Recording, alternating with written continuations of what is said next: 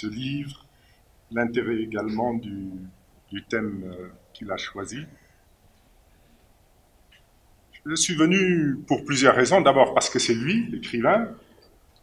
Je suis également venu parce que je me suis dit, à ce moment-là, je n'en connaissais que le titre, hein, le crime organisé dans le Sahel.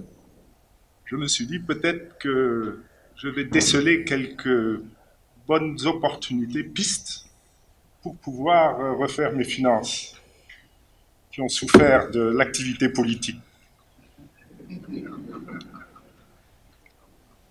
Pourquoi je dis ça?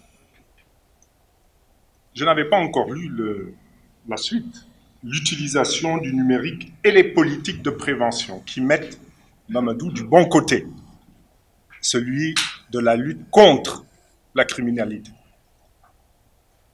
Mais il y a des crimes qui font l'affaire de certains gouvernants. C'est pourquoi je pense, et je l'ai perçu dans certaines des interventions, qu'il est important de faire dépendre le crime organisé et sa prévention et la lutte contre le crime organisé de la qualité de la gouvernance, de la nature de la gouvernance. Et il y en a deux gouvernances. Il y a une première gouvernance qui est une gouvernance politique et il y a une seconde gouvernance qui est une gouvernance technique.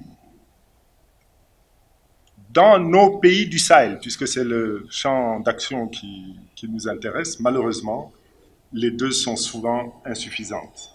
Et c'est la catastrophe programmée. Je parlais tout à l'heure d'États qu'on qualifie d'États voyous, je ne vais pas en citer, mais qui organisent le crime en crime organisé pour pouvoir en profiter. Mais vous avez aussi des États, donc c'est toujours question de gouvernance, qui considèrent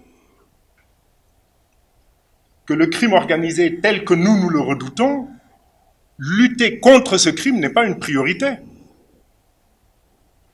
Les priorités se trouvent ailleurs à ce moment-là. Par exemple, la lutte contre les opposants.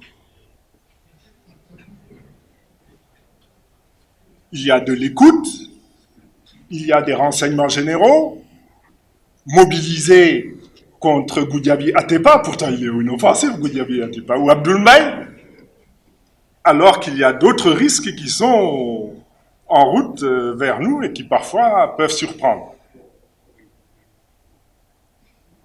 On le démontrera la semaine prochaine. Il y a eu une fraude incroyable sur l'état civil du Sénégal, une fraude au numérique, pour des raisons politiques, mais qui peuvent avoir des conséquences incalculables sur la sécurité au niveau du Sénégal.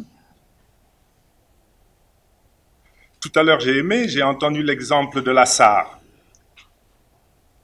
Mais la SAR, c'est un très gros problème pour la ville de Dakar. Mais au lieu de raisonner risque incendie, risque d'attaque par un ennemi, on raisonne comment faire pour mettre la main sur le gâteau de la SAR.